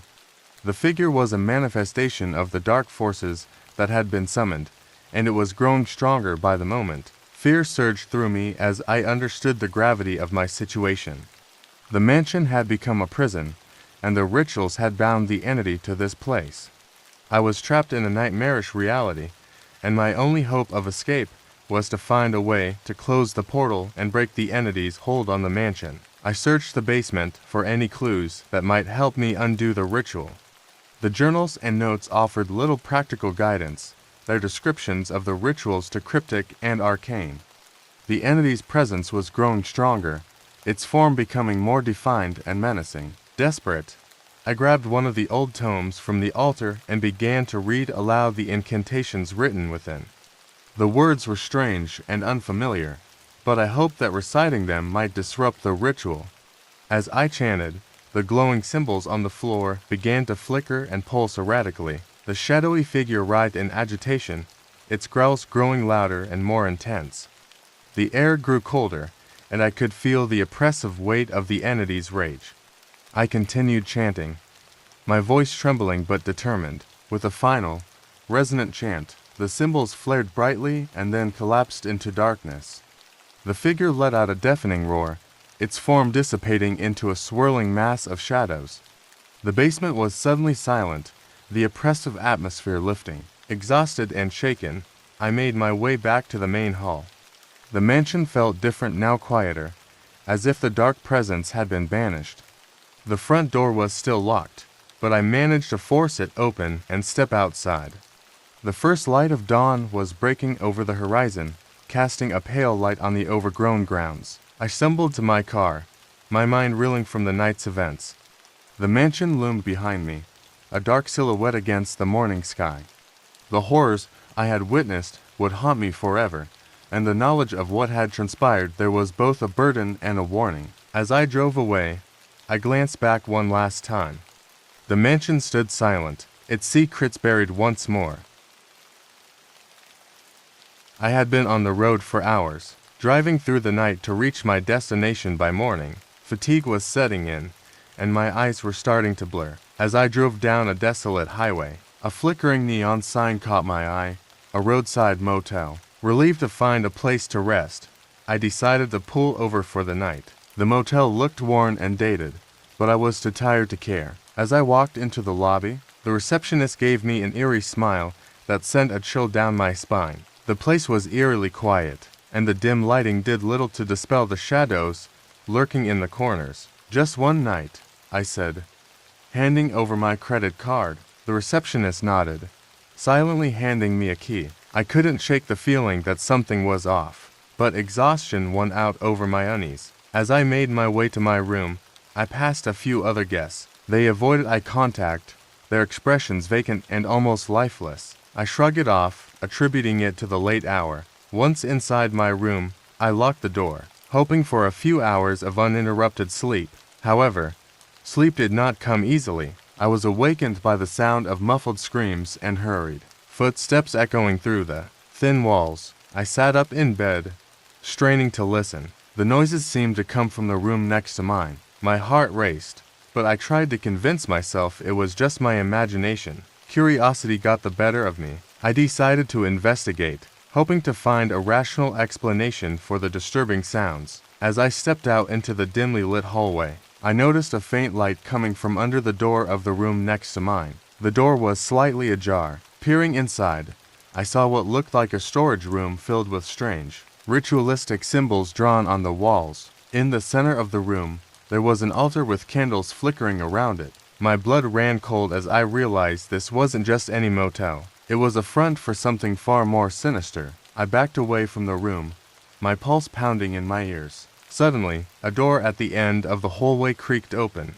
and I ducked into the nearest room to avoid being seen. Through a crack in the door, I watched as the receptionist, now joined by several of the other guests, emerged. They were dressed in hooded robes, carrying torches that cast an eerie glow on their faces. As I watched, they began chanting in a language I couldn't understand. Moving towards the ritual room, I knew I had to get out, but fear had me frozen in place. The chanting grew louder, and I realized they were performing some sort of ritual. I had to escape before they discovered me. Summoning all my courage, I crept out of the room and headed for the exit.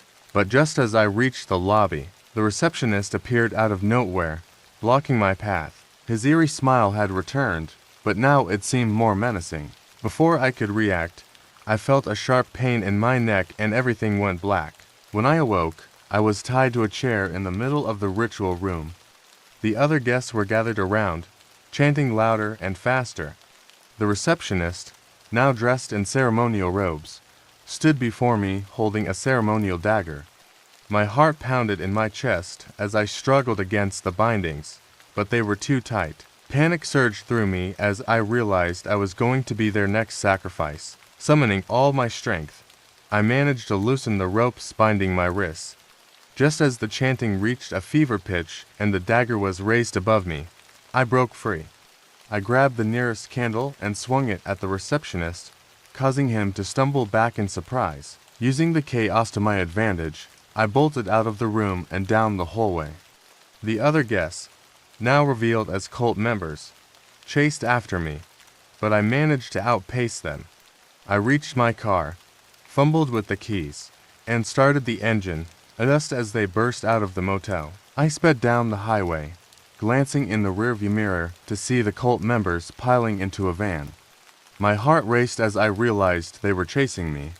The van's headlights grew closer, and I pushed my car to its limits, weaving through the deserted roads in a desperate bid to escape. The chase continued for miles, the cult members relentless in their pursuit.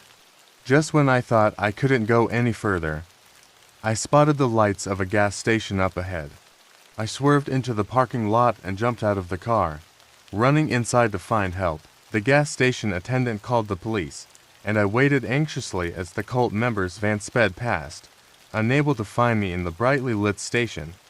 When the police arrived, I recounted my harrowing experience, and they escorted me back to the motel.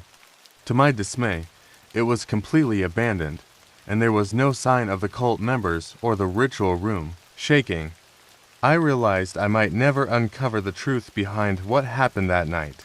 But sometimes, in the dead of night, I still hear the faint echo of their chants. My friends and I, seeking a break from the hectic city life, found a secluded cottage deep in the heart of a dense forest.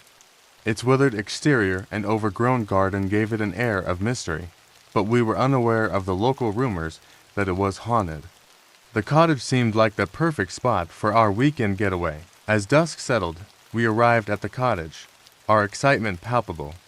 The cottage, though quaint, exuded an eerie silence that made even the bravest among us hesitate for a moment.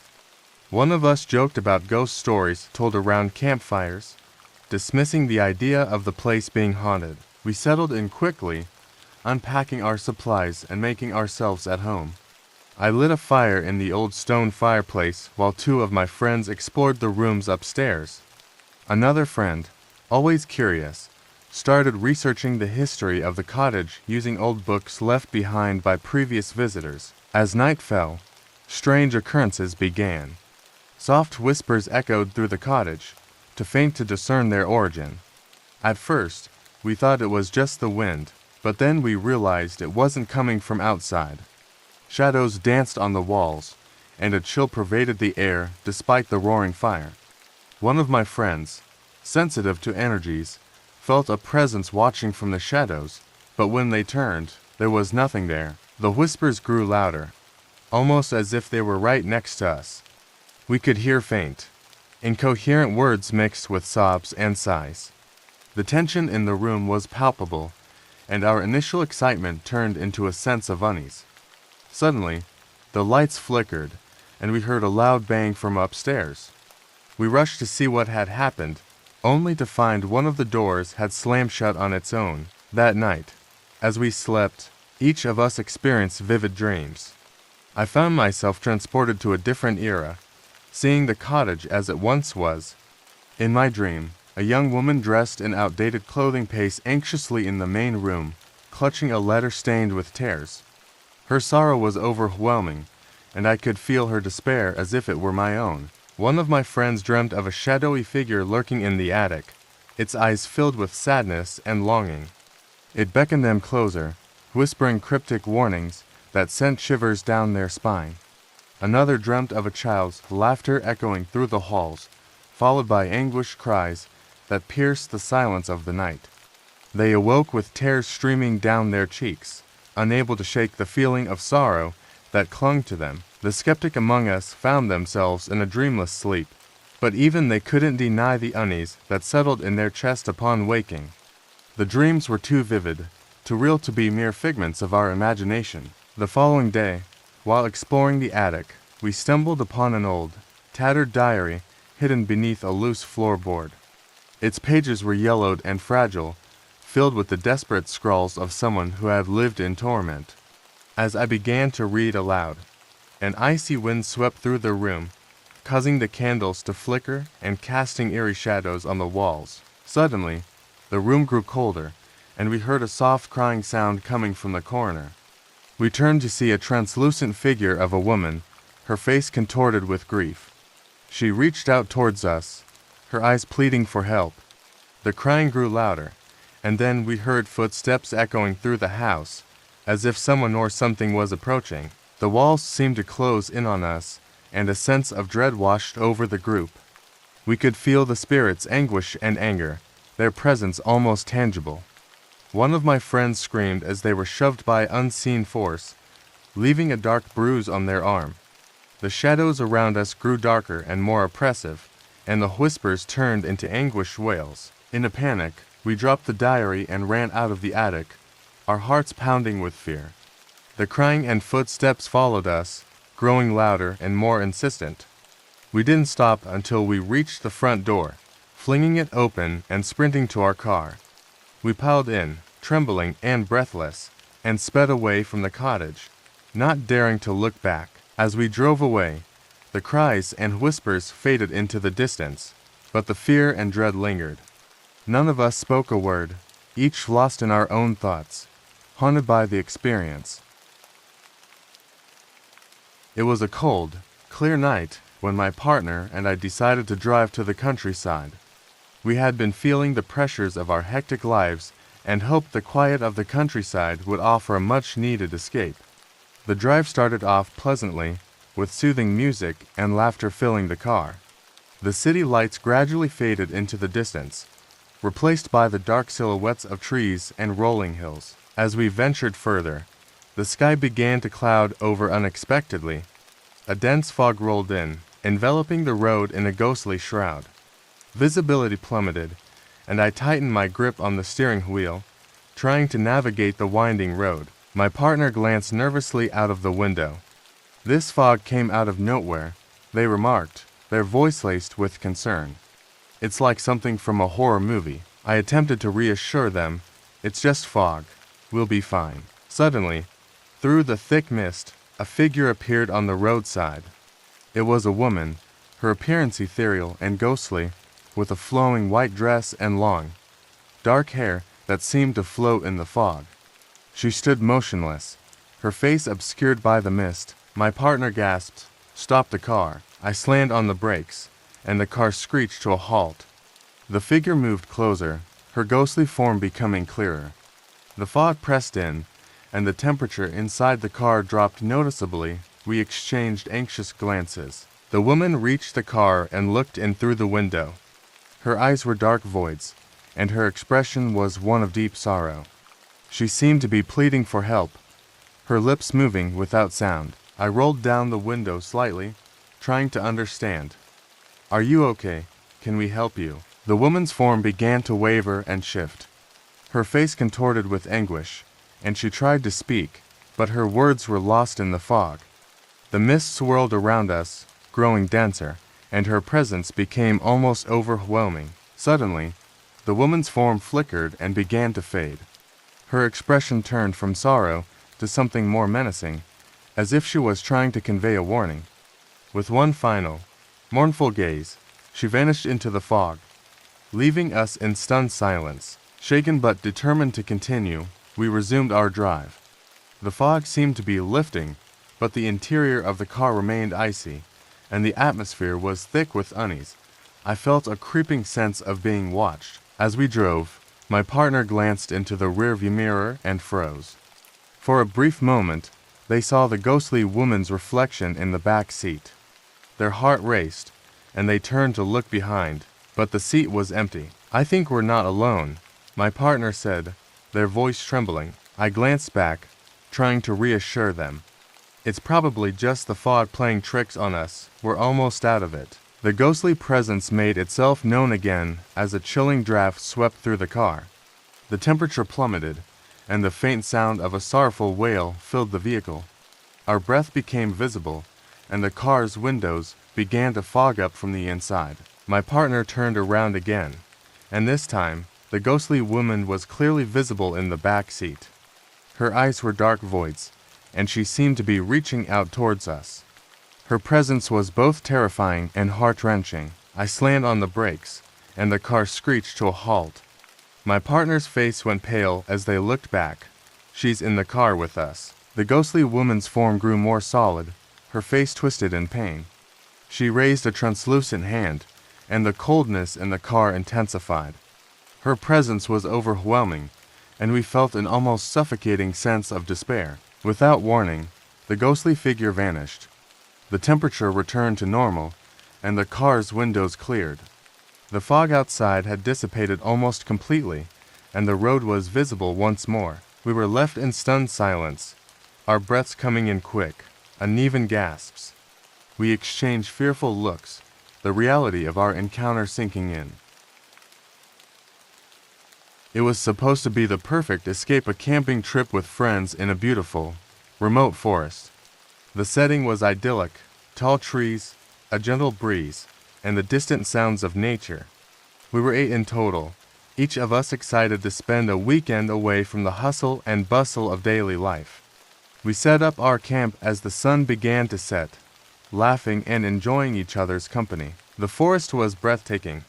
The canopy overhead allowed just enough sunlight to filter through, casting a serene glow on the forest floor.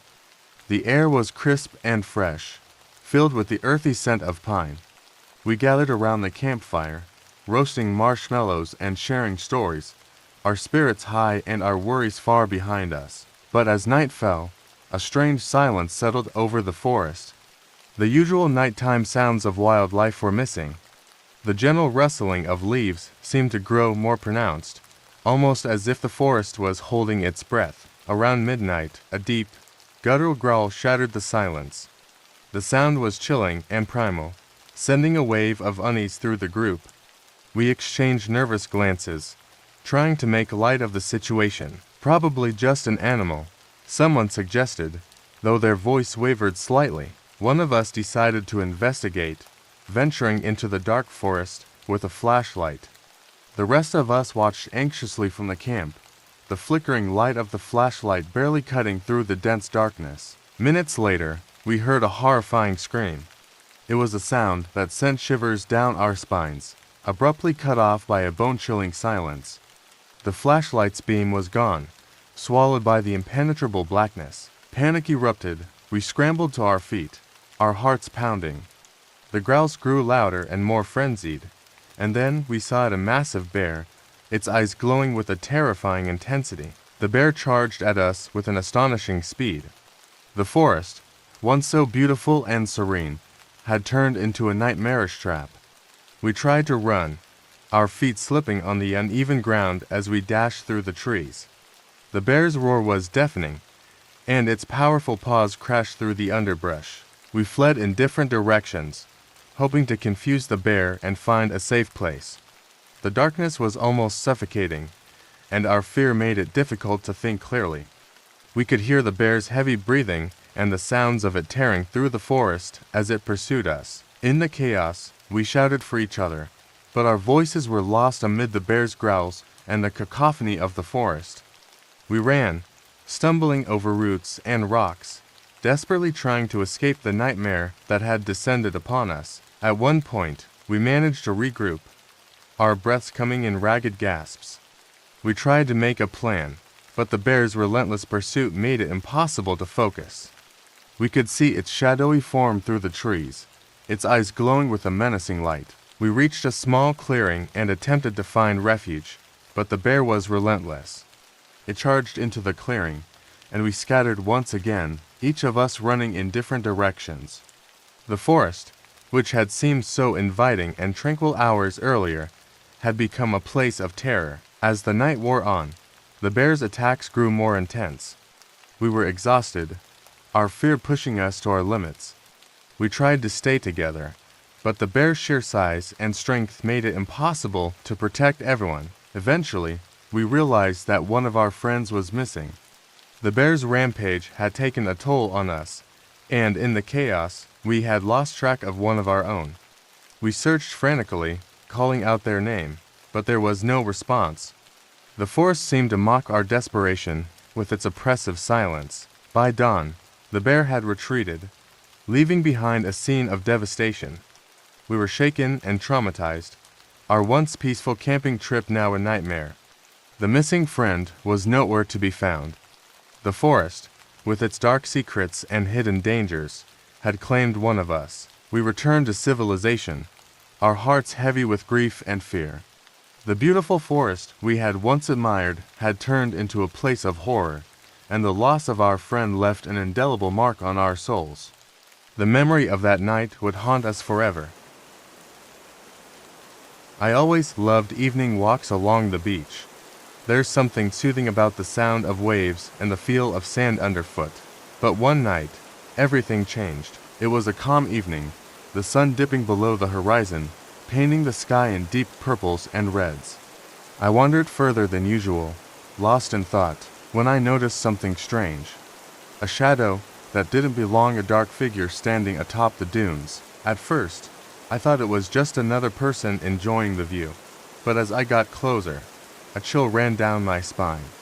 The figure didn't move, didn't shift at all, even as the wind picked up, tugging at my clothes and whispering through the grass. I called out, but there was no response, just the relentless crash of waves and the growing sense that something was very wrong. I took a step closer, and the figure seemed to blur, fading into the twilight, yet remaining perfectly still. My heart pounded as I approached. Suddenly, the shadow shifted, sliding across the sand without a sound. It was as if the darkness itself was alive, intent on leading me somewhere. Against my better judgment, I followed. The shadow moved towards a cluster of rocks, where the beach met the wild, untamed brush. As I neared, I stumbled upon a weathered old path, half hidden and overgrown.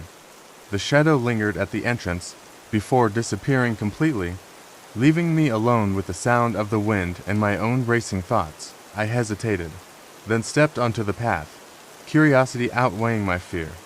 The trail twisted through dense foliage, and as I walked, a sense of unease settled over me. It felt as if I was trespassing on forgotten ground. Eventually, I emerged onto a small, secluded cove. The air was heavy, charged with an energy I couldn't quite understand. I turned back, expecting to see the shadow again, but there was nothing. Just the empty beach and the distant sound of the surf. Shaken, I made my way back home, trying to rationalize what I'd experienced. But deep down, I knew I had encountered something beyond explanation. Later, I discovered that a traveler had gone missing in the area long ago, never found despite countless searches. We decided to have a beach bonfire one summer night, eager to enjoy the stars and the sound of the waves. The air was warm, and the sky was clear, perfect for an evening on the sand. We gathered our friends and set up near a quiet stretch of beach, away from the crowds. As the sun dipped below the horizon, painting the sky in shades of orange and pink, we lit the fire. The flames danced and crackled, casting flickering shadows that played along the shoreline. As we settled in, telling stories and roasting marshmallows, an unsettling feeling crept over me. It was subtle at first, a cool breeze that seemed to come from nowhere, whispering through the tall grasses. I brushed it off as nothing more than the ocean's chill. Then, without warning, the fire flared up, its flames growing impossibly high. We all jumped back, startled. But just as quickly as it had risen, the fire settled back down, returning to its normal size. We exchanged nervous glances, trying to laugh it off. That's when I noticed them figures dancing around the fire. They seemed to flicker in and out of existence, their forms transparent and ethereal. At first, I thought it was just a trick of the light, but as I stared, it became clear that these weren't mere shadows. The figures moved in a rhythm, swaying and spinning to a melody only they could hear. Their faces were indistinct, but there was something familiar about their movements, as if they were reenacting a celebration from long ago. I felt a chill run down my spine as I realized we were witnessing something otherworldly. The figures seemed unaware of our presence, lost in their spectral dance. My friends saw them too, their expression shifting from confusion to fear. We watched, mesmerized and terrified, until one of the figures turned towards us. Though its face was blurred, I felt an overwhelming sense of sorrow emanating from it. It raised an arm as if beckoning us to join in, and a sudden gust of wind extinguished the fire completely. In the darkness, we scrambled to gather our things, our hearts pounding with fear. We didn't stop running until we reached the safety of the car, the beach a distant memory behind us. Later, we learned about a tragic accident that had occurred on that very spot many years ago.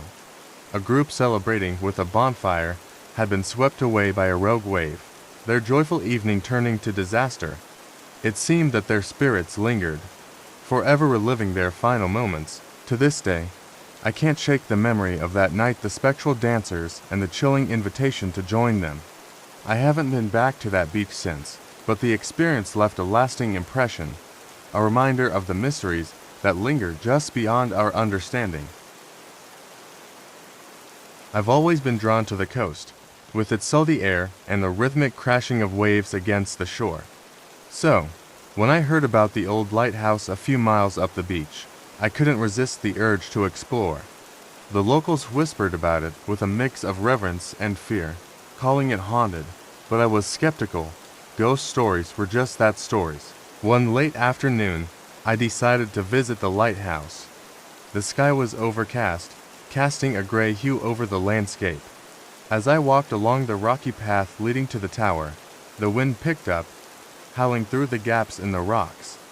The lighthouse loomed ahead, its once bright paint now faded and peeling, the windows dark and empty. I pushed open the creaky wooden door and stepped inside.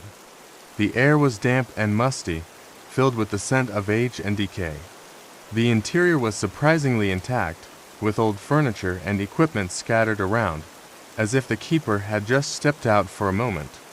I began to explore, my footsteps echoing in the silence. As I climbed the spiral staircase, I couldn't shake the feeling that I wasn't alone. Each step seemed to reverberate louder than the last, the echoes bouncing off the stone walls. When I reached the top, I found the lantern room, its glass panes offering a panoramic view of the turbulent sea below. I stood there for a while, lost in thought, when suddenly I heard a faint, rhythmic tapping. At first, I thought it was just the wind playing tricks on me, but the sound grew more distinct. It was the unmistakable sound of footsteps climbing the stairs. My heart pounded in my chest as I turned to face the door. The footsteps stopped just outside the room, and I held my breath, waiting for what felt like an eternity. Then, slowly, the door creaked open. Standing there was a figure, dressed in old-fashioned lighthouse keeper's attire. His face was shrouded in shadow, but his eyes seemed to pierce through the darkness, staring right at me. I was frozen in place, unable to move or speak.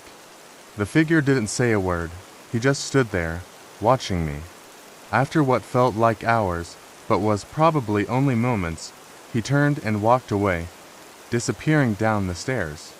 The spell broke, and I rushed to the door, peering down the staircase, but there was no one there. The footsteps had vanished. I left the lighthouse in a hurry, my skepticism shattered. The locals were right, the place was haunted. The keeper, it seemed, was still tending to his duty, unaware that his watch had ended long ago. To this day, I can't forget those piercing eyes and the feeling of being watched. The lighthouse stands as a silent sentinel, its ghostly keeper still watching over the treacherous waters, forever bound to his post.